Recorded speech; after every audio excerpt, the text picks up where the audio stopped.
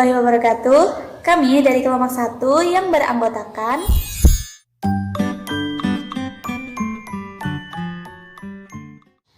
akan menjelaskan tentang teori belajar behavioristik. Apa sih teori belajar behavioristik? Teori belajar behavioristik merupakan teori belajar yang lebih mengutamakan pada perubahan tingkah laku siswa sebagai akibat adanya stimulus dan respon. Stimulus dapat diartikan sebagai rangsangan atau dorongan yang digunakan untuk meningkatkan prestasi atau membentuk tingkah laku. Sedangkan respon dapat diartikan sebagai tanggapan atau kemampuan yang ditunjukkan setelah adanya pemberian stimulus. Tujuan belajar menurut teori behavioristik adalah membentuk tingkah laku yang diinginkan, di mana seseorang dianggap telah belajar apabila mampu menunjukkan perubahan tingkah laku. Ciri-ciri teori behavioristik ada 3. Yang pertama, aliran ini mempelajari perbuatan manusia bukan dari kesadarannya, melainkan mengamati perbuatan dan tingkah laku yang berdasarkan kenyataan. Yang kedua, segala perbuatan dikembalikan kepada refleks. Manusia dianggap sesuatu yang kompleks refleks. Dan yang ketiga, aliran behavioristik berpendapat bahwa pada waktu dilahirkan semua orang adalah sama. Manusia hanya makhluk yang berkembang karena kebiasaan-kebiasaan. Dan salah satu yang dapat mempengaruhi tingkah laku manusia adalah pendidikan. Nah, siapa aja sih tokoh yang mengembangkan teori ini? Langsung aja yuk kita simak. Salah satu tokoh teori belajar behavioristik adalah Ivan Petrovich Pavlov. Beliau mengembangkan teori perilaku melalui percobaan tentang anjing dan air liurnya. Melalui paradigma conditioning klasiknya, Pavlov memperlihatkan anjing dapat dilatih mengeluarkan air liur bukan terhadap rangsangan semula, melainkan terhadap rangsangan lainnya atau rangsangan yang diberikan. Dalam teori ini, yang dapat diamati hanyalah stimulus dan respon. Oleh sebab itu, dalam penerapannya, apa saja yang diberikan oleh guru dan apa saja yang dihasilkan oleh siswa, semuanya harus dapat diamati dan diukur, yang bertujuan untuk melihat terjadinya perubahan tingkah laku dalam terhadap siswa tersebut. Hal paling penting dalam teori belajar behavioristik adalah masukan atau stimulus dan keluaran, yaitu responnya. Teori belajar behavioristik menekankan pada perubahan tingkah laku sebagai akibat dari interaksi antara stimulus dan respon. Sedangkan belajar sebagai aktivitas yang menuntut siswa mengungkapkan kembali pengetahuan yang sudah dipelajarinya. Dalam prakteknya, dalam dunia pendidikan, teori belajar behavioristik dengan model hubungan stimulus respon ini menekankan siswa yang belajar sebagai individu yang pasif. Munculnya perilaku siswa yang kuat apabila diberikan penguatan dan akan menghilang jika dikenai hukuman. Watson sendiri merupakan ahli behavior murni. Teori belajar behaviorisme yang dikemukakan oleh Watson menjelaskan bahwa belajar merupakan perubahan tingkah laku yang dapat diamati, diukur, dan dinilai secara konkret. Perubahan terjadi melalui rangsangan atau stimulus yang kemudian menimbulkan reaksi atau respon. Stimulus sendiri merupakan lingkungan belajar anak, baik itu internal maupun eksternal. Sedangkan respon ialah dampak yang ditimbulkan dari adanya stimulus. Watson dan para ahli lainnya meyakini bahwa tingkah laku manusia merupakan hasil bawaan genetis dan perubahan lingkungan.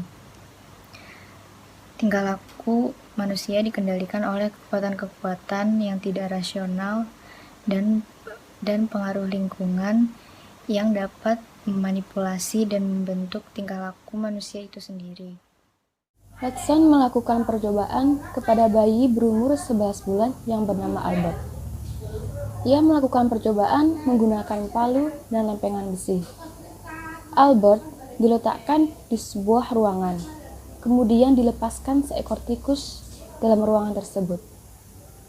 Albert yang mulanya tidak merasa takut terhadap tikus tersebut, ia berusaha untuk menyentuhnya. Namun saat dia hampir menyentuhnya, palu dipukulkan ke lempengan besi yang menimbulkan suara yang sangat keras yang membuat Albert terkejut dan menjauhi tikus. Namun, dia tidak menyerah. Albert masih berusaha untuk menyentuh tikus tersebut. Dan sama seperti sebelumnya, saat dia hampir menyentuhnya, Palu dipukulkan lagi ke lempengan besi, sehingga ia merasa terkejut lagi. Dan kemudian, ia mulai merengek. Percobaan pun dihentikan. Seminggu kemudian, Watson melakukan percobaan lagi. Dan butuh beberapa kali percobaan untuk membuat Albert benar-benar merasa takut kepada tikus dan menangis jika melihat tikus. Dari percobaan tersebut, Watson ingin menunjukkan bahwa reaksi emosional dapat ditata dengan pengkondisian klasik. Jadi intinya, teori belajar behaviorisme menurut J.B. Watson disebut pula dengan teori classical conditioning, bahwa segala tingkah laku manusia merupakan hasil dari latihan-latihan atau kebiasaan-kebiasaan bereaksi terhadap syarat-syarat atau perasaan-perasaan tertentu yang terjadi di dalam kehidupannya.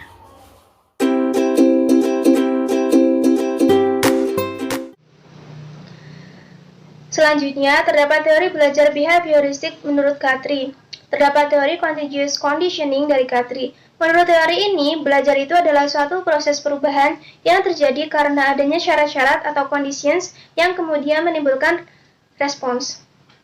Kemudian Guthrie menegaskan dengan hukumnya yaitu the law of association, yang secara sederhana dapat diartikan bahwa gabungan atau kombinasi suatu kelas stimuli yang menyertai atau mengikuti suatu gerakan tertentu, maka akan ada kecenderungan bahwa gerakan itu akan diulangi lagi pada stimuli-stimuli yang sama.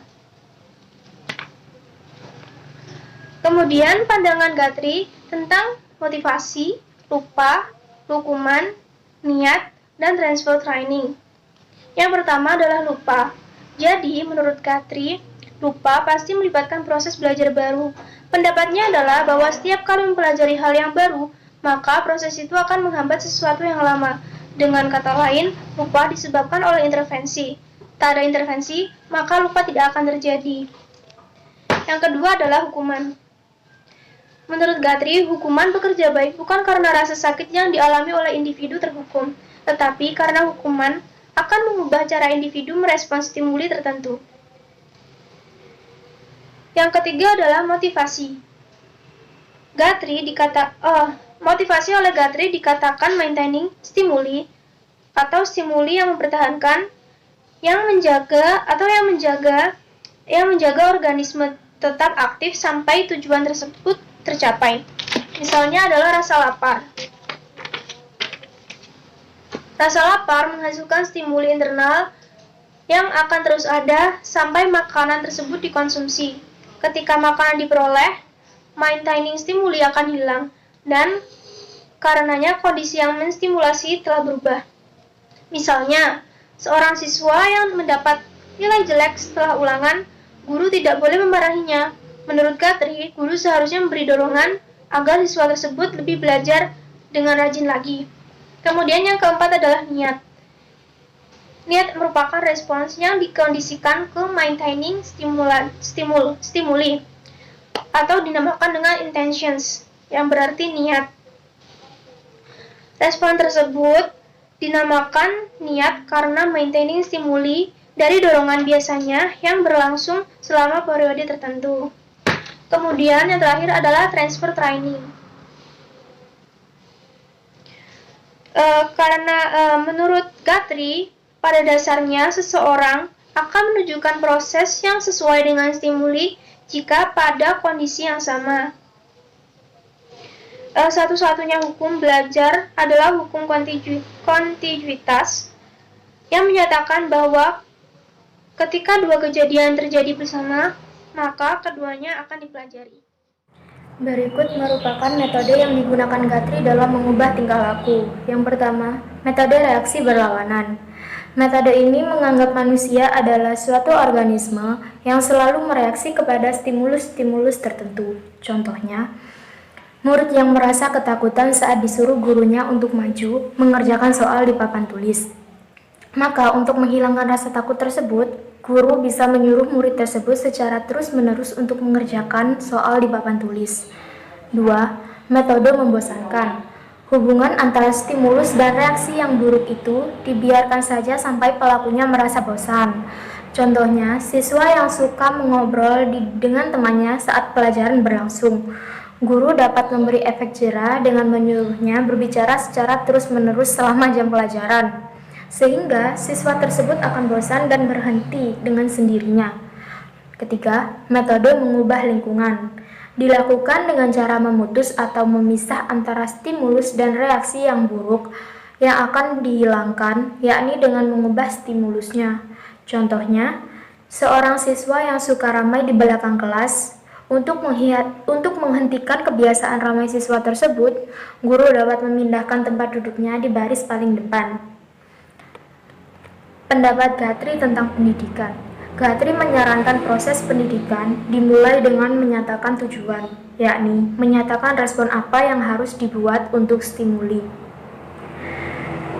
Penerapan teori belajar behavioristik dalam pembelajaran. Yang pertama, menentukan tujuan dan indikator pembelajaran. Yang kedua, menganalisis lingkungan belajar dan mengidentifikasi pengetahuan awal peserta didik. Yang ketiga, menentukan materi pembelajaran. Yang keempat, menguraikan materi pembelajaran menjadi bagian-bagian meliputi topik, pokok bahasan, subpokok bahasan, dan seterusnya. Kelima, menyajikan pembelajaran. Keenam, memberi stimulus kepada peserta didik. Yang ketujuh, mengamati dan mengkaji respon yang diberikan peserta didik. Yang kedelapan, memberikan penguatan baik yang positif maupun negatif. Yang kesembilan, memberi stimulasi ulang. Yang kesepuluh, mengamati dan mengkaji respon dari peserta didik. Yang ke-11, memberi penguatan. Dan yang terakhir, mengevaluasi hasil belajar peserta didik. Jadi kesimpulannya yaitu teori belajar behavioristik merupakan teori belajar yang menekankan pada tingkah laku manusia sebagai akibat dari interaksi antara stimulus dan respon. Teori belajar behavioristik berpengaruh terhadap pengembangan teori pendidikan dan pembelajaran yang dikenal dengan aliran-aliran behavioristik. Dengan model hubungan stimulus-respon, teori ini mendudukkan siswa yang belajar sebagai individu yang pasif, respon atau perilaku tertentu dengan menggunakan metode pelatihan atau pembiasaan. Penerapan teori behavioristik dalam kegiatan pembelajaran tergantung dari beberapa komponen, seperti tujuan pembelajaran, materi pelajaran, karakteristik siswa, media, fasilitas pembelajaran, lingkungan, dan penguatan. Teori belajar behavioristik cenderung mengarahkan siswa untuk berpikir. Pandangan teori belajar behavioristik yaitu membawa siswa untuk mencapai target tertentu, sehingga menjadikan siswa tidak bebas berkreasi dan berimajinasi. Pembelajaran yang dirancang pada teori belajar behavioristik memandang pengetahuan adalah objektif, sehingga belajar merupakan perolehan pengetahuan, sedangkan mengajar adalah memindahkan pengetahuan kepada siswa. Oleh sebab itu, siswa diharapkan memiliki pemahaman yang sama terhadap pengetahuan yang diajarkan. Artinya, apa yang diterangkan oleh guru, itulah yang harus dipahami oleh siswa. Nah, itu tadi penjelasan tentang teori belajar behavioristik. Gimana, udah paham kan sama penjelasannya? Sekian dari kami. Wassalamualaikum warahmatullahi wabarakatuh.